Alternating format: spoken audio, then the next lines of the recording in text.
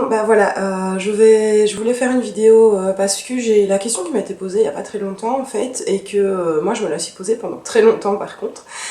Donc c'est une vidéo qui va aller vraiment dans les basiques, dans la catégorie basique, qui s'adresse surtout aux personnes ben, voilà, qui s'y connaissent pas trop en maquillage.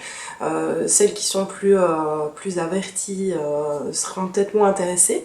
En gros, je voudrais vous expliquer quelle est la vraie utilité d'un blush ou d'un contour, d'un bronzer, surtout quelle est la différence entre le contour et le bronzer, parce qu'il y a beaucoup de confusion là-dessus. Et donc je vais en fait expliquer ça en illustrant avec des petits clips insérés où vous verrez l'évolution et le travail que ça demande entre guillemets, surtout sur quoi ça découle, parce qu'il y a un but. Donc en gros, bronzer, blush, etc. C'est pas fait juste pour être joli, c'est très joli, hein, soit, mais à la base ça a une réelle fonction qui va au-delà, entre guillemets, du simple esthétisme, oh c'est rose, oh ça brille. En gros, comme vous allez le voir, ce que j'ai fait, c'est que j'ai mis que du fond de teint.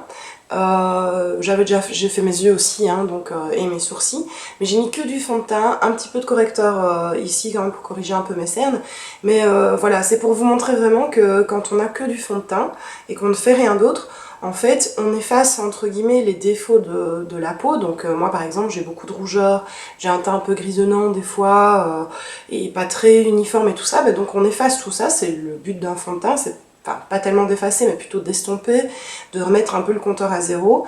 Aussi parce que ben, souvent vous avez forcément avec l'exposition à la pollution, au soleil, etc., on a en général le visage, en général, hein, plus rouge que ici. C'est pour ça qu'il faut bien choisir son fond de teint, pas en fonction de là, mais surtout en fonction de là, pour que ça soit raccord en fait.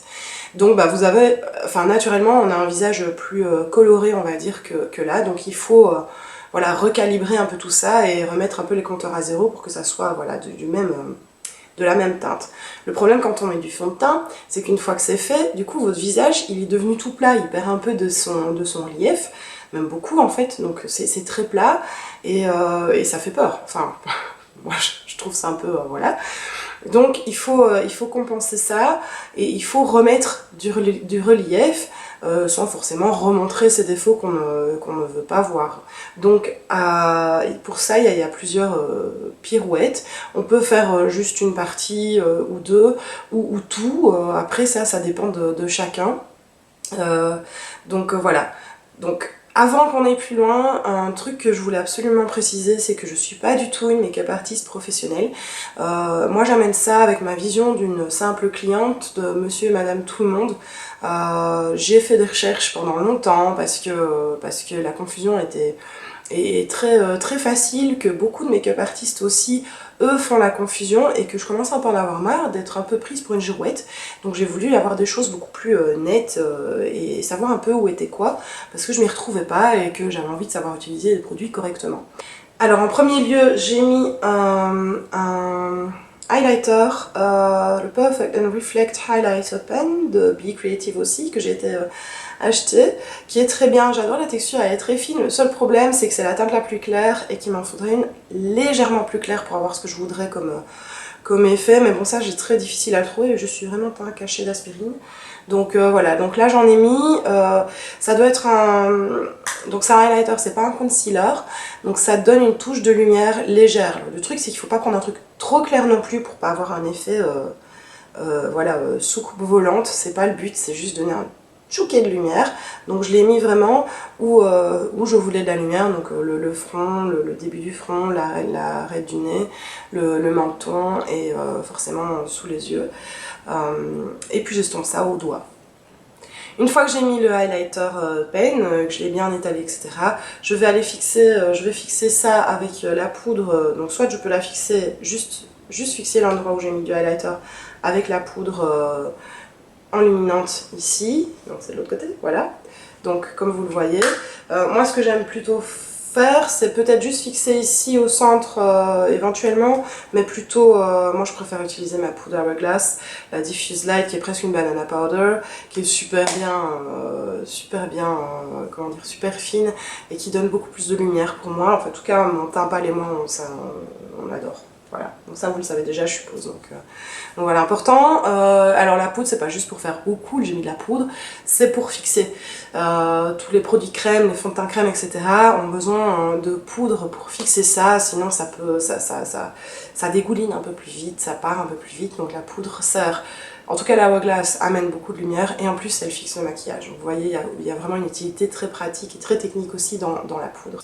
Une fois qu'on a mis le fond de teint, donc on a le visage, comme on dit, plat, flat, on va rajouter donc du relief. Pour ça, un premier truc qui est super connu grâce à Kim Kardashian, mais qui en fait a d'abord été inventé par des drag queens, pour vraiment créer un visage beaucoup plus féminin, c'est le contour. Donc, alors justement, à l'occasion de ceci, j'en profite pour vous présenter cette petite palette que Creative Makeup a sortie, qui est le contour kit en fait, et qui contient une poudre de contour et une poudre enluminatrice.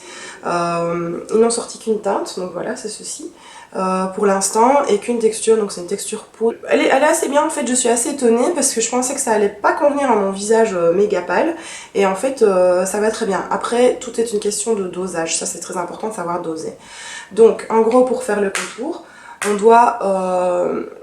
doit, si vous ne savez pas vraiment où doit se trouver votre contour, il doit se trouver sous l'os de la pommette en fait. Pour ça, vous pouvez vous aider d'un pinceau, comme vous le voyez là, pour savoir un peu où se trouve l'endroit où vous devez appliquer votre contour. Alors le contour, il sert à quoi? À ajouter de l'ombre et créer du relief sur le visage. Donc par exemple, moi j'ai un visage fort ovale, avec peu de relief au niveau d'ici, je suis un peu hamster.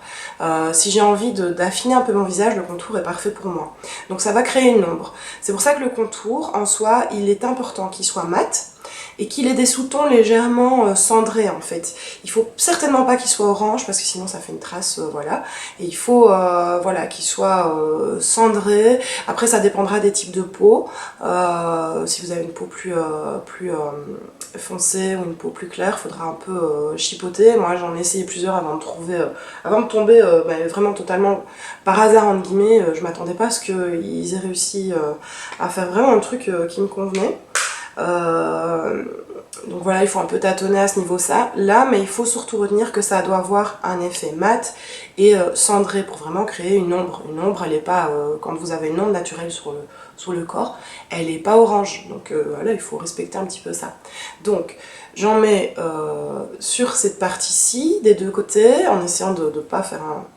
Là, voilà, par exemple la première fois j'avais fait voilà, un contour comme ça, donc il faut essayer d'être symétrique le plus possible. Et alors moi personnellement je vais pas plus loin que, on va dire, le début de l'œil ici en fait, parce que j'ai pas envie que ça soit trop creusé non plus, j'ai envie que ça reste naturel. Après chacune ou chacun fait ce qu'il veut, mais moi je ne vais pas plus loin que le début de l'œil en fait, juste vraiment pour créer cette ombre ici. Pour ça, le pinceau qu'on a reçu avec, qui est je crois que c'est un pinceau blush, le numéro 2, est vraiment génial parce qu'il est biseauté. Et il est quand même dense, l'air de rien, et il est parfait pour appliquer et pour estomper aussi en fait. Et alors ce que je fais vraiment, c'est que j'en prends un tout petit peu, j'en prélève vraiment un tout petit peu, je secoue le pinceau pour enlever l'excédent, parce qu'il vaut toujours en mettre moins, et éventuellement après construire un peu ça, l'estomper, etc. et puis en remettre, que d'en mettre de trop, parce qu'après c'est beaucoup plus difficile à rattraper. Donc voilà, pour le contour. On peut en mettre donc ici, on peut en mettre ici pour affiner si on a un peu un double menton comme moi j'ai. On peut un peu affiner donc sur la mâchoire et descendre un peu pour vraiment créer une ombre et affiner un peu ça. Je ne l'ai pas fait ici, mais si vous avez un nez pâté, vous pouvez aussi en mettre sur les ailes du nez ici. Et ça va vraiment créer une illusion, un effet d'optique pour vous permettre d'avoir un nez un peu plus fin. Et alors il y en a certaines, c'est surtout celles qui ont un front très large, qui font aussi à la racine des cheveux. En fait, si vous avez un front que vous estimez un petit peu trop large, vous pouvez forcément créer aussi un effet d'optique et créer une ombre pour ça va un petit peu le rapetisser entre guillemets. Moi je ne l'ai pas fait non plus parce que j'ai un front pas large. Alors après le contour, il y a le blush, le bronzer. Le bronzer, à quoi il sert? Il sert à donner un effet sous le soleil, j'ai passé un petit temps sous le soleil, j'ai été un petit peu, voilà, j'ai pris quelques couleurs. C'est à ça qui sert, pas plus. Le bronzer ne sert pas à faire un contour, parce que le bronzer forcément, lui, est du coup un petit peu plus brun orangé en fait. Donc lui, il sert vraiment à amener de la couleur, mais certainement pas à créer des ombres. Donc ça, vous l'appliquez, comme je vous le montre, vraiment sur la pommette. On peut en mettre sur le nez aussi, sur le menton, tous les endroits où le soleil pourrait vous toucher en premier sur le visage. Donc en gros, il vous touche sur le front, sur les reliefs, enfin non, sur les os ici, un petit peu sur le menton et sur le nez. Donc c'est là qu'on applique le bronzer. Là, on peut aller dans des tons un peu plus orange. Moi ici, j'ai celui de chez Urban Decay de la collection d'été. C'est le Beach Bronzer et la teinte c'est Sunkissed. Je sais bien qu'il y a Beach ou Beached aussi qui est très beau mais qui serait certainement trop foncé pour moi. Donc voilà, ça c'est le Sunkissed qui est très joli. Encore, il vaut toujours mieux en appliquer moins et éventuellement rajouter que d'en appliquer de trop. Ce que je fais aussi, c'est que voilà, une fois que j'en ai mis sur mon pinceau, si je doute un peu, j'enlève un peu l'excédent sur ma main avant de l'appliquer. S'il faut, j'en remets, mais toujours enlever l'excédent, bien secouer le pinceau aussi. Donc voilà, c'est pas très compliqué, mais voilà, il faut le savoir. Donc je récapitule. Le contour, c'est vraiment pour créer des ombres et créer des reliefs. Donc ici, éventuellement sur le nez et à la racine des cheveux. Le bronzer, lui, est vraiment pour amener de la couleur et certainement pas pour créer des ombres. Alors, il y a une confusion qu'il y a toujours eu entre le bronzer et le contour du fait que certains se ressentent très fort. Par exemple, le Charlotte Tilbury, le Film Star Bronze and Glow, moi, peut me faire un effet contour parce que la teinte est telle que sur ma carnation, ça marche. Je sais bien que Mona de Rose Cocoon aussi, ça lui fait totalement cet effet-ci. Je l'ai déjà vu sur Lexi Blush, ça donne aussi un petit effet contour et en même temps bronzer. Enfin, ce truc est magique en fait, voilà.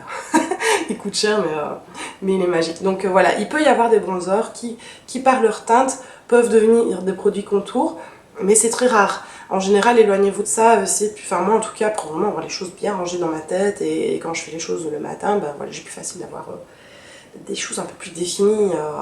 Voilà, le reste, vous pouvez un peu plus vous y lancer si vous vous y connaissez mieux, si vous connaissez mieux votre teinte de peau, etc. et que vous savez plus jouer avec ça. Oui, jouer entre bronzer et contour, mais voilà, si vous y connaissez pas, il risque d'y avoir de la confusion et de se retrouver avec une belle marque orange là, c'est pas le but. Donc voilà, le bronzer, c'est vraiment pour amener de la lumière. Ensuite, ce qu'on fait, c'est qu'on applique le blush. Le blush s'applique principalement sur les pommettes. Donc quand vous souriez, c'est ici qu'il faut l'appliquer. Cela dit, chez certaines personnes, notamment les personnes un petit peu plus âgées, quand vous souriez, la peau retombe forcément un peu plus, parce qu'elle tombe à l'effet de la gravité.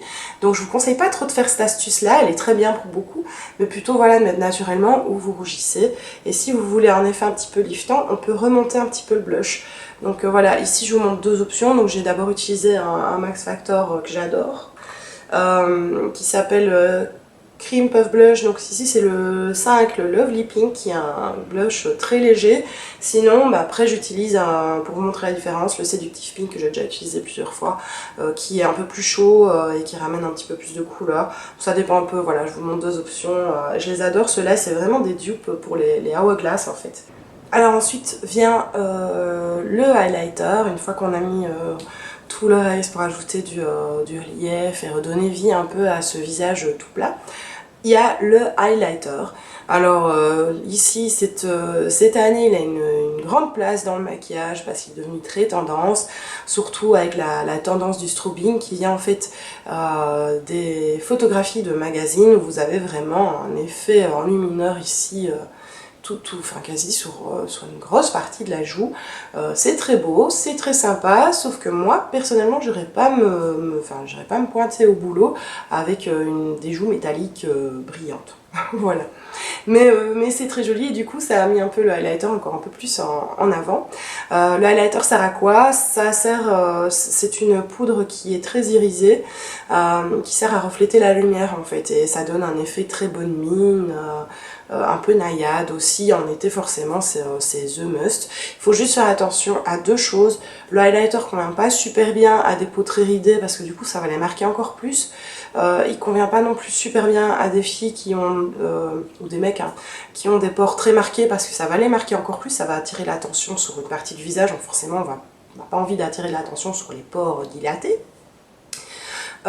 Et si jamais vous avez tendance à suer comme un goré, essayez d'avoir la main légère sur le highlighter parce que du coup votre sueur naturelle va déjà donner un brillant déjà très fort. Il ne faudrait pas que ce soit encore augmenté plus, on ne veut pas ressembler non plus à une boule à facettes donc, mais voilà. Alors ici j'en ai deux, j'en ai deux qui sont géniaux mais qui sont très différents l'un de l'autre. Donc j'ai le Urban Decay de la collection printemps-été, c'est l'Afterglow 8 Hour Powder Highlighter pardon, en teinte Cine, qui a eu énormément de succès chez les anglophones, notamment pas mal d'américaines l'adorent. Il est superbe. Il est clairement avec une teinte dorée. Moi je l'applique principalement au pinceau, voilà, hop, et alors il donne un effet direct, enfin très... lui c'est un des highlighters les plus forts, entre guillemets, les plus voyants. Dans un côté plus discret, il y a le Hourglass que j'ai ramené de Londres, qui fait partie de la collection Ambient Strobe Lighting Powder. Donc ils ont vraiment sorti 4 petites poudres avec différents sous-tons, donc il y a des sous-tons jaunes, des sous-tons pêche, rose, etc. Ici moi j'ai le Incandescent Light, qui est plus un sous-ton argenté rose, et qui lui, en fait les Hourglass a des highlighters qui sont très beaux mais qui sont beaucoup plus naturels. Et qui eux sont vraiment travaillés aussi pour refléter la lumière, ils sont très jolis. Le Hourglass je le mettrai plus à un moment pendant la journée, il est beaucoup plus naturel, ils se font beaucoup plus aussi dans la peau, dans le maquillage, enfin voilà, Hourglass n'a jamais fait des produits pour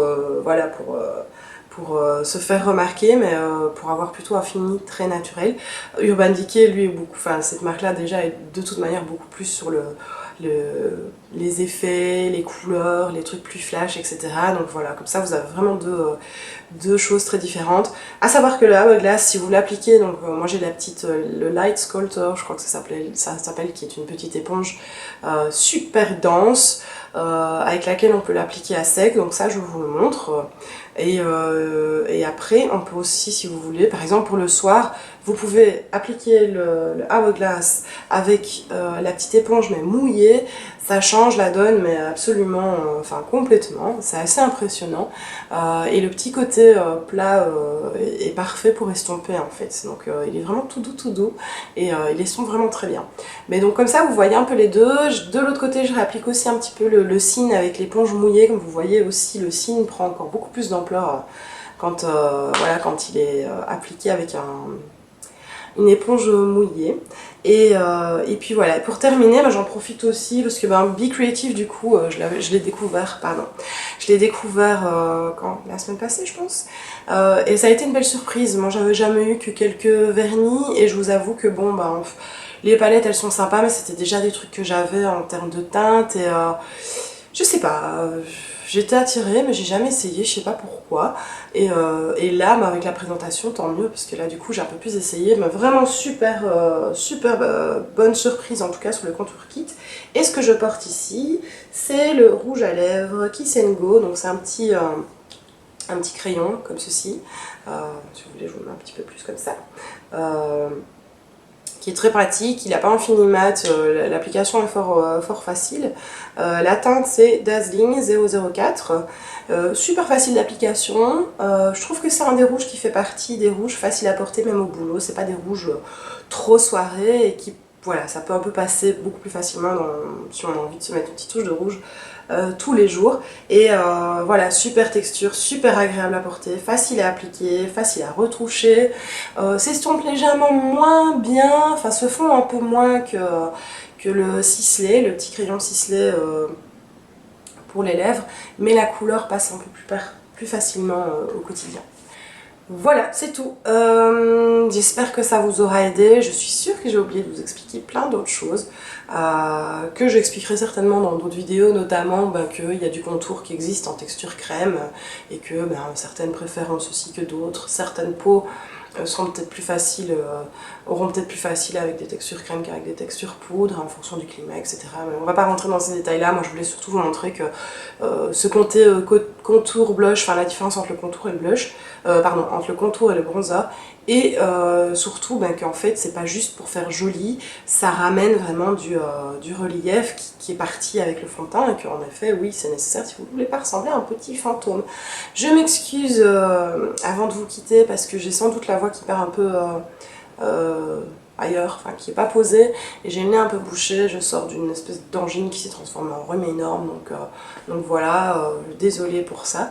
En tout cas j'espère que ça vous a plu. Si vous avez des questions, je vous en prie, je vous en supplie même, posez-les, n'hésitez pas, je ferai de mon mieux pour y répondre.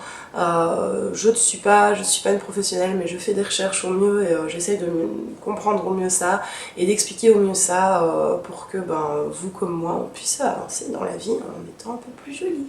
Voilà, je vous retrouve tout bientôt et au revoir.